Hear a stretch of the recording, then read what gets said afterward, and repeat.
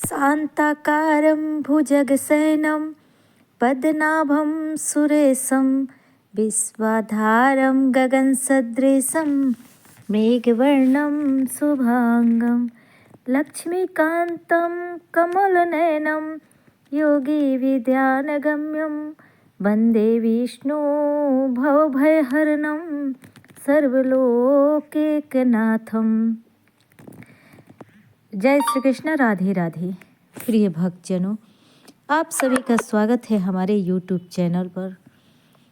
पौष मास के पावन शुक्ल पक्ष की पुत्रदा एकादशी के इस शुभ अवसर पर हम सभी भगवान श्री हरि विष्णु के चरणों में कोटि कोटि प्रणाम अर्पित करते हैं। यह व्रत संतान सुख, वंश वृद्धि और जीवन के समस्त कष्टों के नाश हेतु अत्यंत फलदायी माना गया है।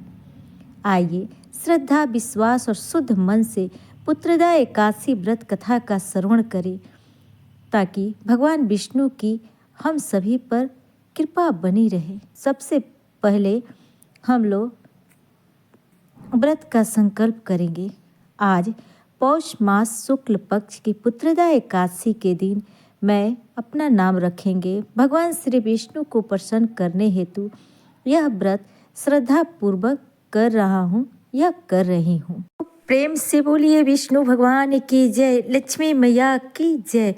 पौष मास शुक्ल पक्ष की पुत्रदा एकादशी का महात्म्य। युधिष्ठिर जी बोले, श्री कृष्ण अपने शुभ कार्य सफला एकादशी का वर्णन किया। अब कृपा करके शुक्ल पक्ष की एकादशी का महत्व बतलाइए।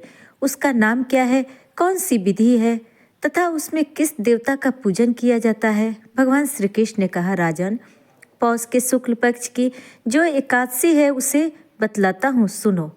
महाराज, संसार के हित की इच्छा से मैं इसका वर्णन करता हूँ। राजन, पूर्वोक्त विधि से ही यत्न पूर्वक इसका व्रत करना चाहिए।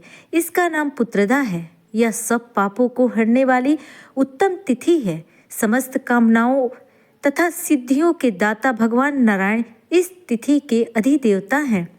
चराचर प्राणियों सहित समस्त त्रिलोकी में इससे बढ़कर दूसरी कोई तिथि नहीं है। पूर्व काल की बात है। भद्रावतीपुरी में राजा सुकेतुमान राज्य करते थे। उनकी रानी का नाम चंपा था। राजा को बहुत समय तक कोई वंश पुत्र नहीं प्राप्त हुआ, इसलिए दोनों पति पत्नी सदा चिंता और शोक में डूबे रहते थे। राजा के पितृ उनके दिए हुए जल को शोकोच्छ्वास से गर्म करके पीते थे। राजा के बाद कोई ऐसा नहीं दिखाई देता जो हम लोगों का तर्पण करेगा। यह सब सोच सोच कर पितृ दुखी रहते थे। एक दिन राजा घोड़े पर सवार हो गहन वन में चले गए। पुरोहित आदि किसी को भी इस बात का पता न था। मृग और पंछियों से सेवित उस सघन कानन में राजा भ्रमण करने लगे। मार्ग में कहीं सियार की बोली सुनाई पड़ती थी तो कहीं उल्लुओं की। जहाँ तहाँ रिक्ष तथा मृग दृष्टिगोचर हो रहे थे। इस प्रकार घूम घूम कर राजा वन की शोभा देख रहे थे। इतने में दोपहर हो गया। राजा को भूख और प्यास सताने लगी। वे जल की खोज में इधर उधर दौड़ने लगे। किसी पुण्य के प्रभाव से उन्हें एक उत्तम सरोवर दिखाई दिया, जिसके समीप मुनियों के बहुत से आश्रम थे। शोभाशाली नरेश ने उन आश्रम की ओर देखा। उस समय शुभ की सूचना देने वाले शकुन होने लगे। राजा का दाहिना नेत्र और दाहिना हाथ फड़कने लगा, जो उत्तम फल की सूचना दे रहा था। सरोवर के तट पर बहुत से मुनि वेद पाठ कर रहे थे। उन्हें देखकर राजा को बड़ा हर्ष हुआ। वे घोड़े से उतरकर मुनियों के सामने खड़े हो गए और पृथक पृथक उन सबकी वंदना करने लगे। वे मुनि उत्तम व्रत का पालन करने वाले थे। जब राजा ने हाथ जोड़कर बारंबार दंडवत किया तब मुनि बोले, राजन हम लोग तुम पर प्रसन्न हैं। राजा बोले, आप लोग कौन हैं, आपके नाम क्या है तथा आप लोग किस लिए यहाँ एकत्रित हुए हैं, यह सब सच सच बतलाइए। मुनि बोले, राजन हम लोग विश्वदेव हैं, यहाँ स्नान के लिए आए हैं। माघ निकट आया है। आज से 5वें दिन माघ का स्नान आरंभ हो जाएगा। आज ही पुत्रदा एकादशी है जो व्रत करने वाले मनुष्य को पुत्र देती है। राजा ने कहा, विश्वदेवगण, यदि आप लोग प्रसन्न हैं तो मुझे पुत्र दीजिए। मुनि बोले, राजन, आज ही दिन पुत्रदा एकादशी नाम की व्रत है। इस व्रत का बहुत विख्यात है। तुम आज इस उत्तम व्रत का पालन करो। महाराज, भगवान केशव के प्रसाद से उन्हें अवश्य पुत्र प्राप्त होगा। भगवान श्री कृष्ण कहते हैं, हे युधिष्ठिर, इस प्रकार उन मुनियों के कहने से राजा ने उत्तम व्रत पालन किया। महर्षियों के उपदेश के अनुसार विधि पूर्वक पुत्रदा एकादशी का अनुष्ठान किया। फिर द्वादशी को पारण करके मुनियों के चरणों में बारंबार मस्तक झुकाकर राजा अपने घर आए। तदंतर रानी ने गर्भ धारण किया। प्रसव काल आने पर पुण्यकर्मा राजा को तेजस्वी पुत्र प्राप्त हुआ, जिसने अपने गुणों से पिता को संतुष्ट कर दिया। वह प्रजाओं का पालक हुआ। इसलिए राजन, पुत्रदा का उत्तम व्रत अवश्य करना चाहिए। मैंने लोगों के हित के लिए तुम्हारे सामने इसका वर्णन किया है। जो मनुष्य एकाग्रचित होकर पुत्रदा एकादशी का व्रत करते हैं, वे इस लोक में पुत्र पाकर मृत्यु के पश्चात स्वर्गगामी होते हैं। आइए अब हम लोग श्रवण करते हैं ठाकुर जी की एक सच्ची कथा, जिसे सुनने मात्र से सभी मनोकामनाएं पूर्ण होती है। कमल किशोर सोने और हीरे के जवाहरात बनाने और बेचने का काम करता था। उसकी दुकान से बने हुए गहने दूर दूर तक मशहूर थे। लोग दूसरे शहर से भी कमल किशोर की दुकान से गहने लेने और बनवाने आते थे। चाहे हाथे के कंगन हो, चाहे गले का हार हो, चाहे कान के कुंडल हो, उनमें हीरे और सोने की बहुत सुंदर सुंदर मीनाकारी होती थी कि सब देखने वाले देखते ही रह जाते थे। इतना बड़ा कारोबार होने के बावजूद भी कमल किशोर बहुत ही शांत और सरल स्वभाव वाला व्यक्ति था। उसको इस माया का इतना रंग नहीं चढ़ा हुआ था। एक दिन उसका कई मित्र उसकी दुकान पर आया, जो कि अपनी पत्नी सहित वृंदावन धाम से होकर वापस आ रहा था। उस मित्र ने सोचा कि चलो थोड़ा सा प्रसाद अपने मित्र कमल किशोर को भी दे देता हूँ। उसकी दुकान पर जब वह पहुँचा, तब कमल किशोर का एक कारीगर एक सोने और हीरे जड़ित बहुत सुंदर हार बनाकर कमल किशोर को देने के लिए आया हुआ था। कमल किशोर उस हार को देख ही रहा था कि उसका मित्र उसकी दुकान पर पहुँचा। कमल किशोर का मित्र अपने साथ वृंदावन से एक बहुत सुंदर लड्डू गोपाल जी, जिनका स्वरूप अत्यंत मनमोहक था, साथ लेकर आया था। जब उसका मित्र दुकान पर बैठा था तो उसकी गोद में लड्डू गोपाल जी विराजमान थे। कमल किशोर लड्डू गोपाल जी के मनमोहक रूप सौंदर्य को देखकर अत्यंत आनंदित हुआ। उसने अपने हाथ में पकड़ा हुआ हार उस लड्डू गोपाल जी के गले में पहना दिया और अपने मित्र से कहने लगा, देखो तो सही, इस हार की शोभा लड्डू गोपाल जी के गले में पड़ने से कितनी बढ़ गई है। उसका मित्र कमल किशोर आपस में बातें करने लगे। बातों बातों में ही उसका मित्र लड्डू गोपाल को हार सहित लेकर चला गया। दोनों को ही पता ना चला कि हार लड्डू गोपाल के गले में ही पड़ा रह गया है। कमल किशोर का मित्र अपनी पत्नी सहित एक टैक्सी में सवार होकर अपने घर को रवाना हो गया। जब वह टैक्सी से उतरे तो भूल बस लड्डू गोपाल जी उसी टैक्सी में रह गए। टैक्सी वाला एक गरीब आदमी था, जिसका नाम बाबू था, जो कि दूसरे शहर से यहाँ अपने परिवार का पालन पोषण करने के लिए टैक्सी चलाया करता था। वह टैक्सी लेकर काफ़ी आगे निकल चुका था। आज उसको अपने घर वापस जाना था, जो कि दूसरे शहर में था। जब बाबू अपने घर पहुंचा तो उसने टैक्सी की पिछली सीट पर देखा। उसका ध्यान लड्डू गोपाल जी पर पड़ा, जो बड़े शाही तरीके से पिछली सीट पर गले में हार धारण किए, सुंदर सी पोशाक पहनकर, हाथ में बांसुरी पकड़े हुए पसर कर बैठे हुए थे। बाबू यह देखकर घबरा गया कि यह लड्डू गोपाल जी किसके हैं, लेकिन अब वह दूसरे शहर में पहुंच चुका था। वह सवारी का घर भी नहीं जानता था। वह दुविधा में पड़ गया कि क्या करे, लेकिन फिर उसने बड़ी श्रद्धा से हाथ धोकर लड्डू गोपाल जी को उठाया और अपने घर के अंदर ले गया।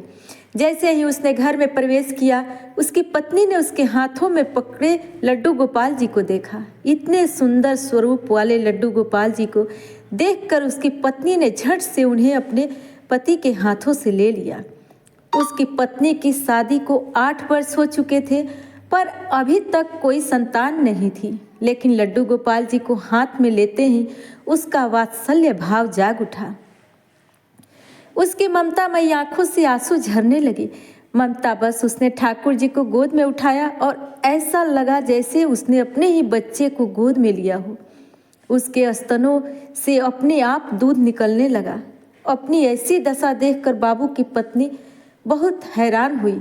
उसने गोपाल जी को सीने से कसकर लगा लिया और बोली, अरे बाबू, तुम नहीं जानते कि आज तुम मेरे लिए कितना अमूल्य रत्न लेकर आए हो। बाबू कुछ समझ नहीं पा रहा था कि पत्नी को क्या हो गया है, पर पत्नी तो जैसे बावरी हो गई थी। वह जल्दी से ठाकुर जी को अंदर ले गई और बोली, अरे लल्ला, इतने दूर से आए हो, तुम्हें भूख लगी होगी। उसने जल्दी जल्दी मधु और घी से बनी घुड़ी बनाकर दूध गर्म करके ठाकुर जी को भोग लगाया। उधर कमल किशोर ने जब अपनी दुकान पर हार को ना देखा तो याद आया कि हार तो ठाकुर जी के गले में ही रह गया है।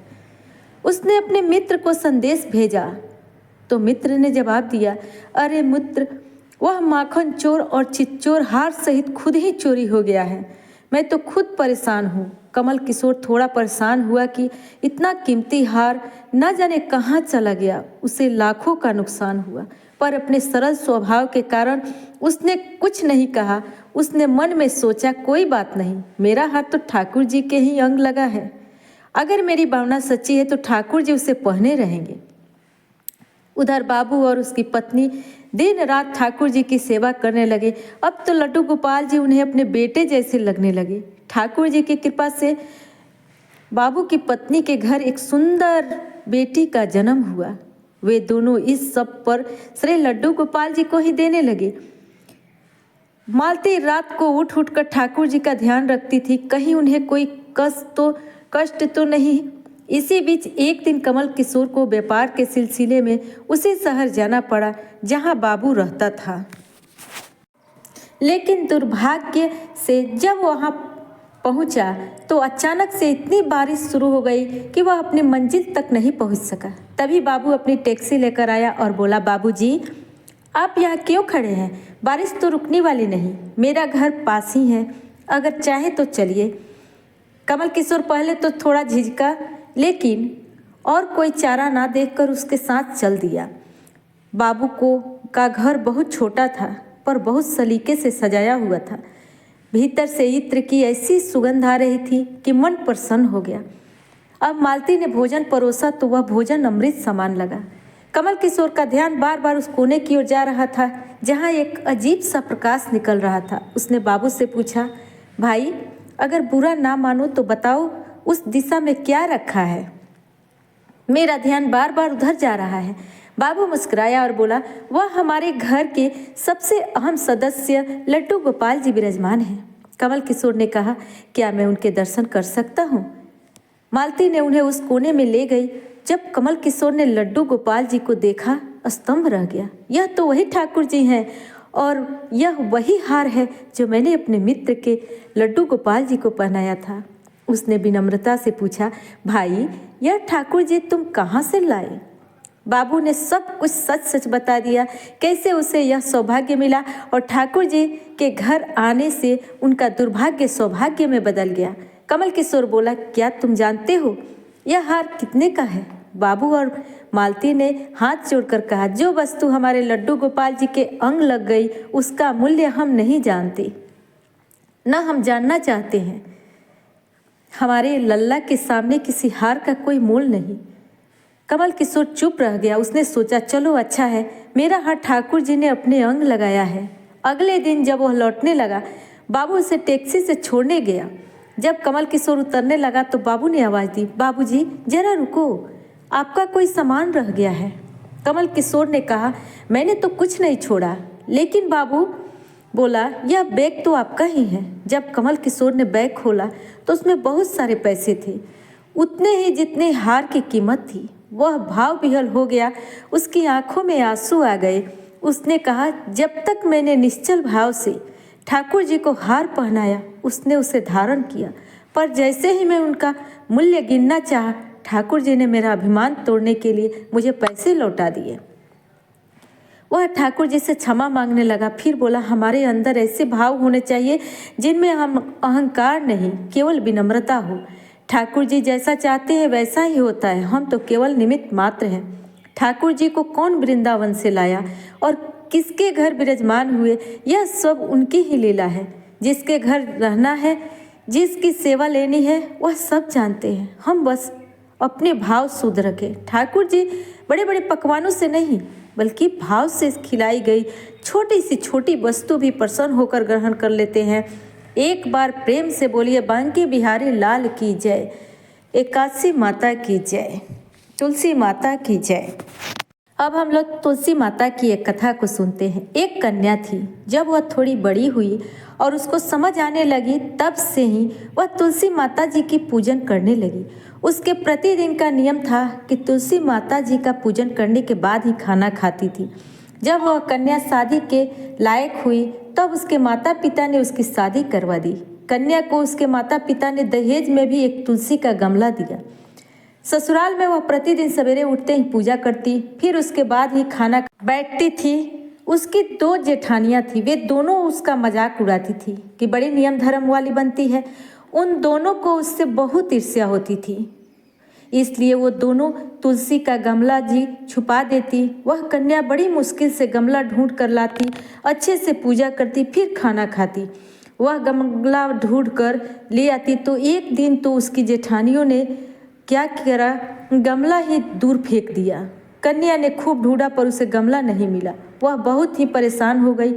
उस दिन तो उसने खाना भी नहीं खाया। उसका नियम जो था, उस कन्या की सच्ची भक्ति देखकर तुलसी माता उससे बहुत प्रसन्न हो गई और उसके कमरे में तुलसी माता का गमला प्रकट हो गया। अगले दिन सुबह जब वह उठी तो क्या देखती है कि उसके खाट के चारों कोनों पर तुलसी माता का गमला आ गया है। यह देखकर वह तो बहुत प्रसन्न हो गई और अब मेरी तुलसी माता को कोई चुरा नहीं सकेगा, पूजन करने के लिए भी कहीं नहीं जाना पड़ेगा और कोई मेरी तुलसी माता को फेंक भी नहीं सकेगा। वह तो जल्दी से उठकर स्नान करती है और तुलसी माता की पूजन कर लेती है। जब वह खाना खाने बैठती है तो उसकी जेठानियाँ मजाक करने लगती हैं। लो, देवरानी का नियम धर्म तो पूरा हो गया। उससे पूछती है कि तुलसी जी की पूजा कर ली क्या? देवरानी धीरे से बोलती है कर ली। जेठानिया बोलती है, कहाँ से कर ली पूजा? गमले तो फेंक दिया था। देवरानी कहती है, देख लो मेरे कमरे के खाट पर तुलसी जी लग रही हैं। जेठानिया बहुत शर्मिंदा हुई और बोली कि देवरानी, तेरी भक्ति सच्ची है, हमने तुझे बहुत परेशान किया, हमें माफ़ कर दो। देवरानी उन्हें माफ़ कर देती है। हम भी तुलसी माता जी से यही प्रार्थना करते हैं कि हे तुलसी माता, जैसी कृपा आपने देवरानी पर करी वैसी ही हम सब पर करना। कहानी कहते सुनतारे हुनकारा भरते सभी की मनोकामना पूर्ण करना। तुलसी माता की जय। अब आइए, अब हम सब प्रेम से मिलकर एकादशी माता की आरती करें। ओम जय एकादशी माता मैया, जय जय एकादशी माता। विष्णु पूजा व्रति को धारण कर शक्ति मुक्ति दाता। ओम जय एकादशी माता, तेरे नाम गिनाऊं देवी, भक्ति प्रदान करनी, गण गौरव की देनी माता, शास्त्रों में वरनी। ओम जय एकादशी माता, मार्गशीर्ष के कृष्ण पक्ष उत्पन्ना विश्व तारिणी जनमी, शुक्ल पक्ष में हुई मोक्षदा, मुक्तिदाता बन आई। ओम जय एकादशी माता, पौष के कृष्ण पक्ष की सफला नामक है, शुक्ल पक्ष में होए पुत्रदा, आनंद अधिक रहे।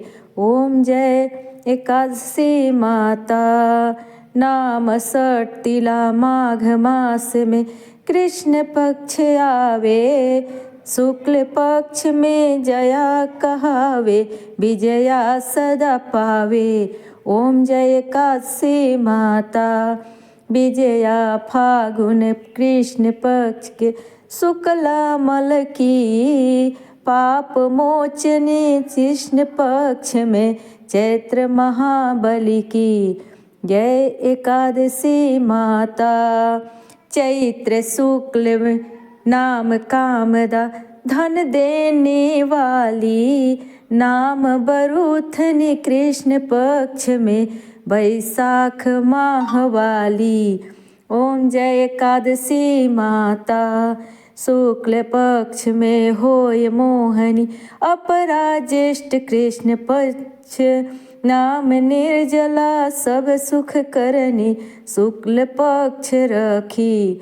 ओम जय एकादशी माता योगिनी नाम आषाढ़ में जानो कृक्ष पक्ष करनी, देवसैनी नाम कहायो शुक्ल पक्ष धरनी।